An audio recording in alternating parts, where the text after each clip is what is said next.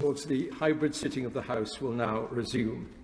Private notice question on conflict in Nagorno-Karabakh. Baroness Cox. My Lords, I beg leave to ask the question standing in my name on the order paper. I call the Minister, Baroness Sugg. My Lords, as a party to the Convention on the Crime of Genocide, the UK is fully committed to the prevention and punishment of genocide as appropriate under the Convention.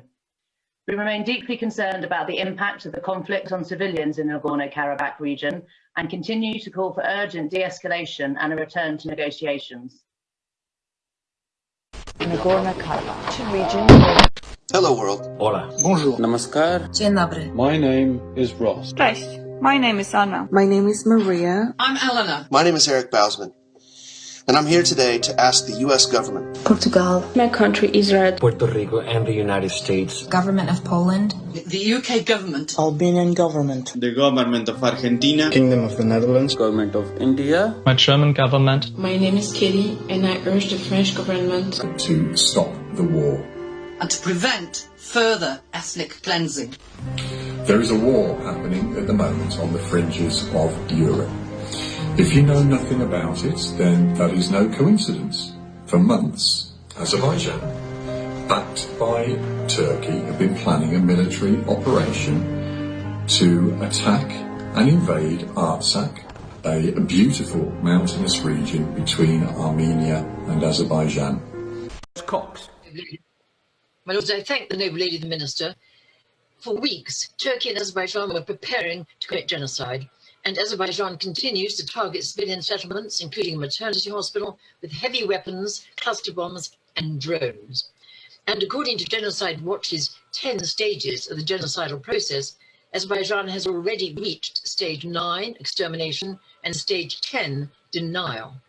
May I ask the noble lady the Minister if Her Majesty's government will fulfil its duty to protect, making urgent representation to the UN Security Council to impose an embargo on sales of arms to Azerbaijan, and demanding that Azerbaijan immediately stops all offensive attacks. My Lords, we remain deeply concerned around the conflict, and we also regret the lack of progress towards a peaceful settlement and of course condemn any targeting of civilians. There is an OSCE Arms Embargo in place related to the Nagorno-Karabakh conflict, and we believe that that's sufficient to ensure that the international community is not inadvertently party to attacks on civilians from either side. We will continue to make urgent representation to stop all offensive attacks, both directly to the parties and through the OSCE and the UN Security Council. Armenia, which is the oldest Christian country in the world, is also one of the youngest democracies. You might think this does not concern you, but it does. Here are 4 reasons why Armenians need our help.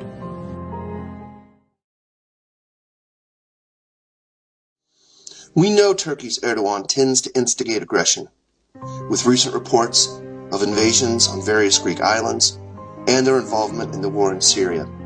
When the Artsakh war broke out, we found out that terrorist groups from Syria were deployed by Erdogan in Azerbaijan to fight the Armenian forces, and this transit of mercenaries has happened before the initial invasion of Azerbaijan. This is confirmed by reporters like Reuters and countries such as France, USA and Russia. There's been a lot of misinformation online, but when we ask who to believe, we need to remember that Azerbaijan and Turkey are states with a freedom score so low they're comparable to North Korea. There, they don't enjoy the luxury of freedom of press like we do. There, governments spread hate towards the minorities in their countries, such as the Kurdish people in Turkey and the Talish people in Azerbaijan. In contrast, Armenia is a young democracy that is quickly improving and implementing European standards and has a freedom score similar to Singapore. We need to bear this in mind before listening to Azerbaijan's and Turkey's state propaganda. The fact is, in July, Turkey and Azerbaijan dramatically ramped up their joint military drills. In addition, arms shipments from Turkey to Azerbaijan increased tenfold from 2019 to 2020. I call Baroness Gowdy. My Lords, I welcome the government's assistance for aid, but at the same time I'd also like to ask Almost a month ago, Canada halted arms sales to Azerbaijan's backer and ally Turkey in the Nagorno-Karabakh conflict. Will the UK do likewise? My Lords, we continue to monitor developments in the region closely, and we consider all of our export applications thoroughly against a strict risk assessment framework and keep all licences under careful review. The UK complies with the OSCE Arms Embargo relating to the Nagorno-Karabakh region, which is considered as part of our export licensing process. The Nagorno-Karabakh or Artsakh is a historical Armenian land. In 1921, Stalin gifted the land to Azerbaijan, even though 95% of its people were Armenian. For Armenians, it meant losing their lands against their will yet again. The Armenian people are one of the indigenous nations of that region, recognized not only by many historians, but also by the other indigenous people of the same region, like Greeks, Cypriots, Iranians, etc. At the moment, as they dare state that they want to fairly govern the people of Artsakh, then explain me how can you bomb them with cluster bombs, target civilian infrastructure.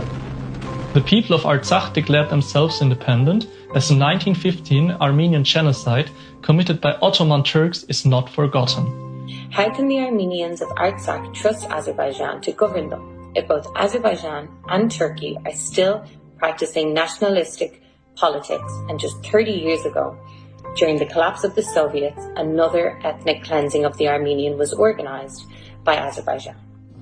To this day, ethnic Armenians want one thing.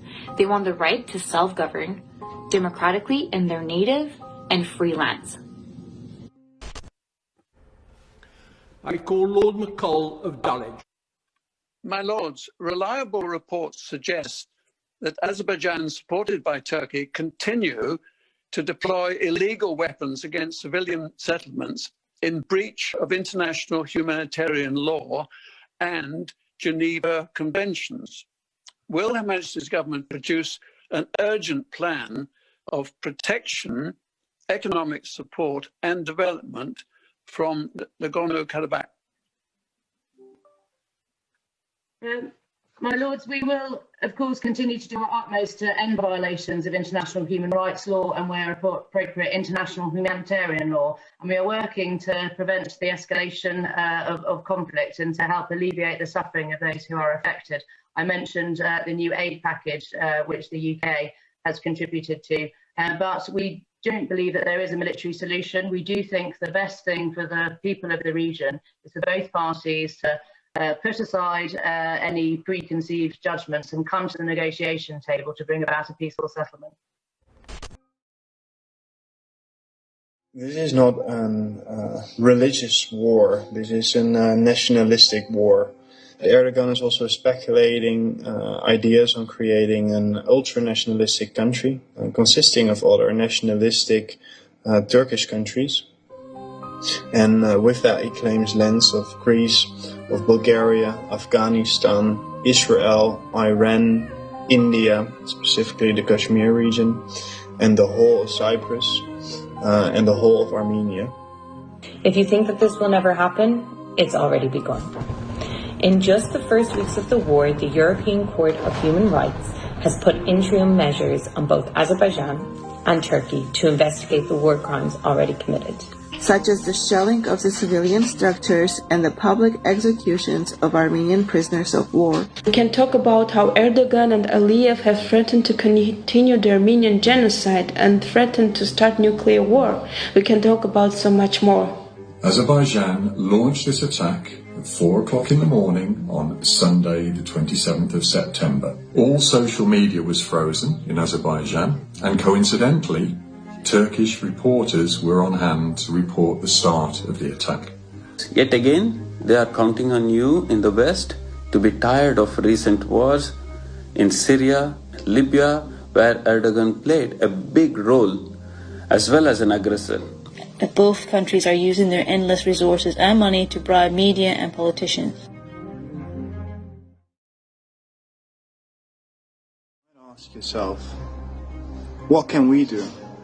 Living half across the other side of the road, what can we do to help the Armenian people?